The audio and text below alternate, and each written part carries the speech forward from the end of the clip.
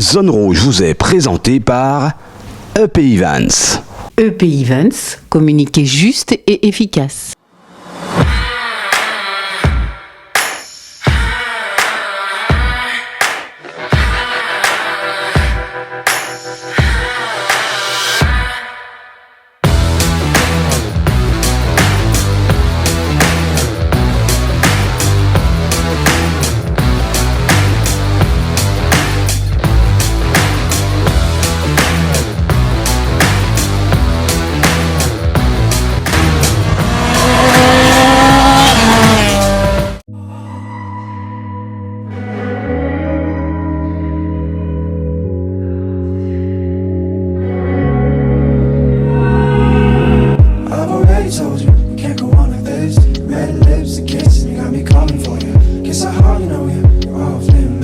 Salut à tous, merci de nous rejoindre, merci de votre fidélité. Permettez-moi tout d'abord de souhaiter un joyeux anniversaire au plus jeune pilote du championnat automobile de la Guadeloupe, Willem Pommier. Petit clin d'œil pour ses 21 ans.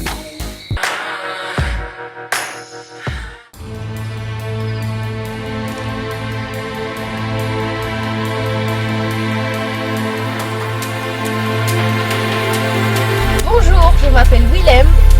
Et aujourd'hui, je suis l'assistant de mon père. Nous essayons l'Audi S3 à 300 chevaux.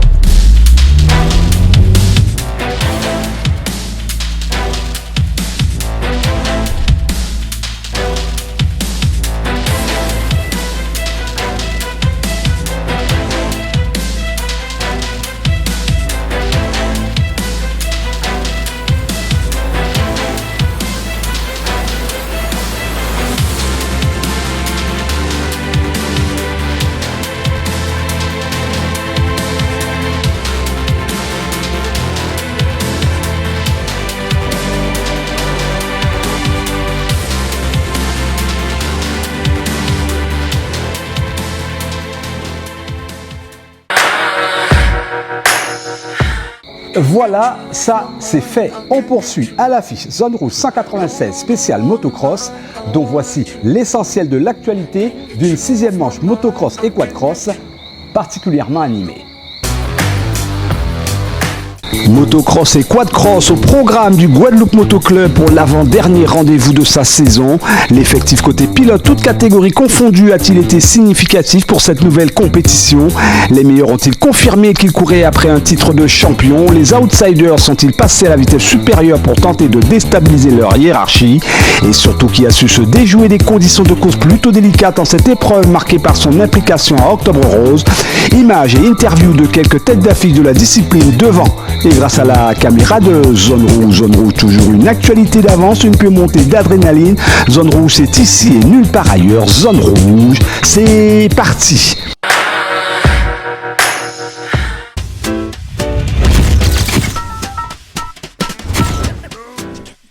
Toutes les manches du championnat de la Guadeloupe motocross et quadcross s'enchaînent. Mais est-ce que le spectacle en est pour autant redondant? Ce n'est pas que le Guadeloupe Moto Club innove à chacune de ses compétitions, mais ce sont les conditions de course qui tiennent en haleine chacune des organisations, comme par exemple ces intempéries de ces derniers temps qui ont rendu un terrain plutôt délicat. Que les pilotes adorent ou pas ces conditions, ils n'avaient pas d'autre choix que de prendre le départ et jouer les équilibristes.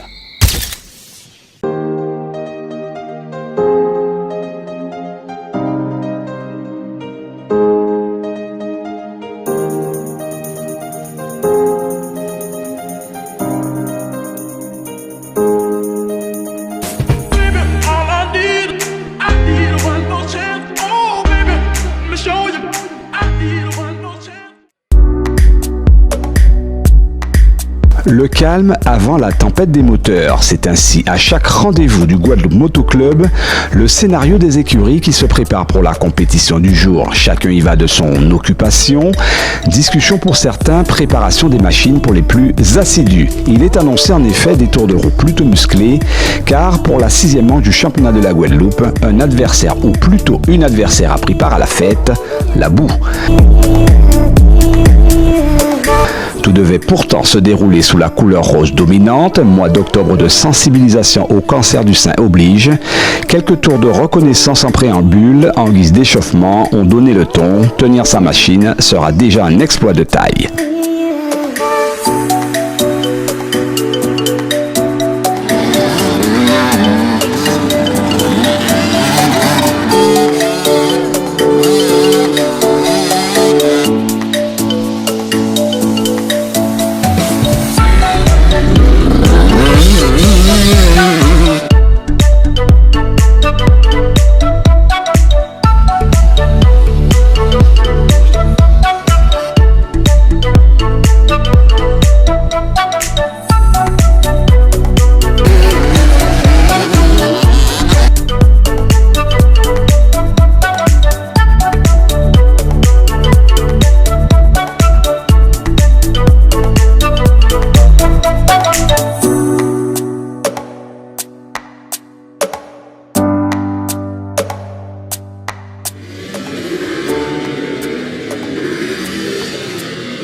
Premiers acteurs à ouvrir le bal pour prendre leur envol et se déjouer des pièges, la catégorie élite. L'homme à battre pour les 3 manches du programme, Mathis Mercieux, à l'aise, toujours à l'aise quelles que soient les conditions. Derrière, il faut s'accrocher pour ne pas se laisser distancer, mais en vain. Mathis, en serial conquérant, survole la 6e manche en imitant le style.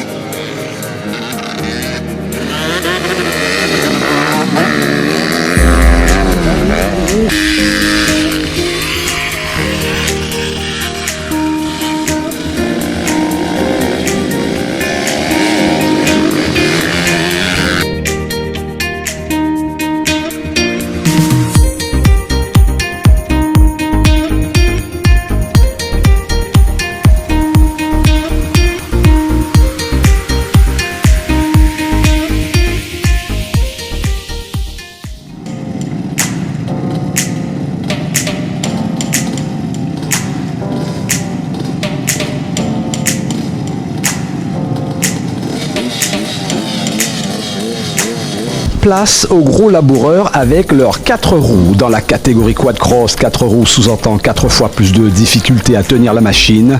C'est donc le physique qui fera la différence. Hubert Boucaud, en l'absence de William Pearce, en a bien pris conscience pour s'assurer la vedette, ainsi confirmer son bon résultat de la manche du mois dernier.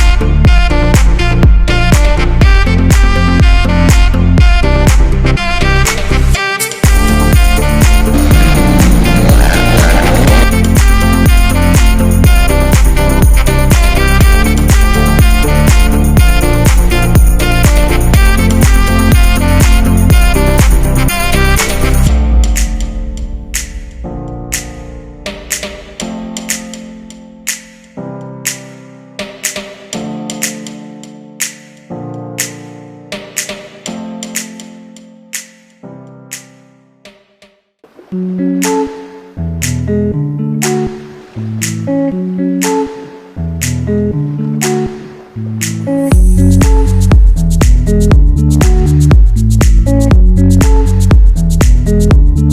sont de la catégorie 65 et 85 cm3. Ils sont jeunes et n'ont nullement froid aux yeux. Certains avouent ne pas trop aimer patauger dans la gadoue, mais une fois le casque sur la tête et bien se positionner sur la grille de départ, un seul but, foncer droit devant, si possible rester en tête de course, mais l'adversité est coriace.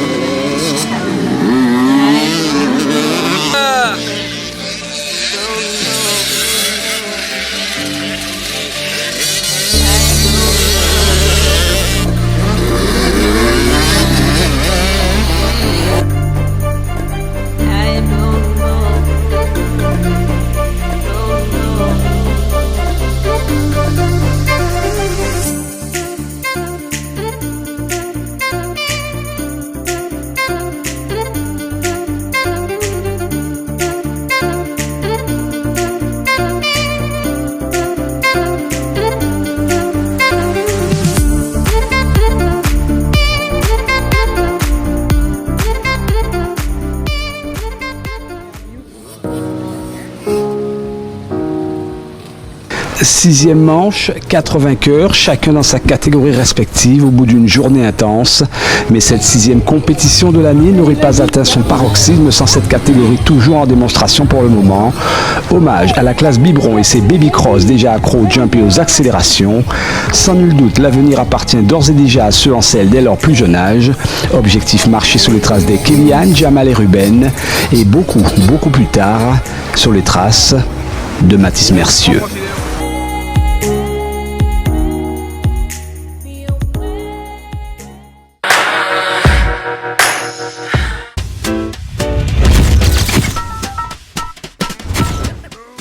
C'est vrai qu'avec un casque sur la tête, vous n'arrivez pas forcément à mettre un nom sur les visages. Focus sur certains d'entre eux à visage découvert, propos recueillis 1 heure avant la compétition. Et Jamal, pardon, quel est l'objectif principal? De gagner. Je vais pas dire c'est assez facile parce qu'on a beaucoup de rivaux, Kiki. Et j'espère que ça va bien se passer. Après le terrain il est assez boueux aujourd'hui. Il y a beaucoup d'ornières parce que sûrement il y a des gens qui ont roulé sur le terrain. Il y a beaucoup d'ornières. J'espère que ça va bien se passer. Justement, quand il y a des ornières comme ça, est-ce qu'il faut carrément changer le pilotage?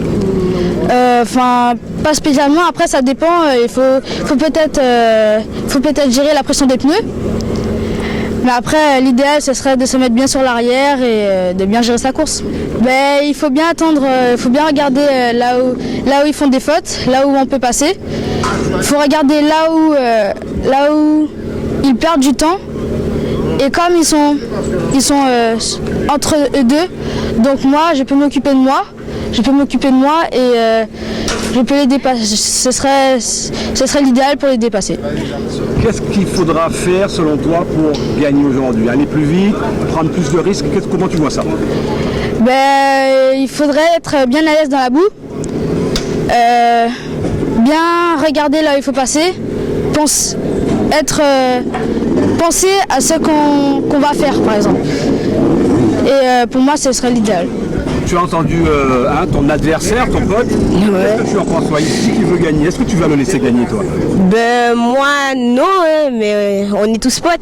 Donc même si on est en concurrence pour la première place, ça va pas changer. Par exemple, on passe l'un à côté de l'autre des fois, on s'encourage. Donc ça veut dire que là, on se bat pour la première place, mais on reste potes quand même. On le prend à la rigolade. Alors toi, tu te bats contre notre Kélian, on a vu la dernière fois qui a finalement gagné. Qu'est-ce qui te manque? On voit que tu prends des bons départs et à un moment, je dirais que tu craques ou tu laisses. Qu'est-ce qui se passe? Pourquoi on a assisté à ce scénario? Je sais pas, j'ai pas de bois. Ma condition physique, ma condition physique est pas parfaite. Du coup, je me lasse vite. J'aime pas trop la boue. Mais on va essayer de gagner quand même. Quand tu prends le départ, c'est important pour toi d'être devant, d'assurer ce fameux hold shot comme on dit? Oui, c'est important parce que c'est ça qui gère toute ma course. Par exemple, s'il fait le hold shot, tu vois, ce sera compliqué pour moi de les dépasser, surtout dans la boue. Parce que lui, il est très fort dans la boue. Est-ce que tu as un mot à dire à Jamal avant que la compétition commence? Je serai plus fort. Regarde-le, qu'est-ce que tu as à lui dire? Bonne chance et on reste potes même si on se bat pour la première place. D'accord avec lui, Jamal? Oui. Oui, toujours. Après, comme il dit, on reste toujours potes. On est comme une famille ici. Marlon, Julien, bonjour. Bonjour. Marlon, comment ça va aujourd'hui? Ça va bien, on espère faire une bonne course aujourd'hui. Les dimanches comme ça, on les connaît bien. Alors, faire une bonne course pour toi, ça veut dire quoi? Déjà, pas forcément gagner, prendre du plaisir. Et voilà, pouvoir appliquer ce qu'on a travaillé à l'entraînement. Ça, pour moi, déjà, c'est une bonne course. Après, aller viser la première place, aller empêter les 85, ça pourrait faire du bien, mais c'est déjà s'amuser. Alors, il y a un invité de marque, un invité pénible ou pas, c'est la boue.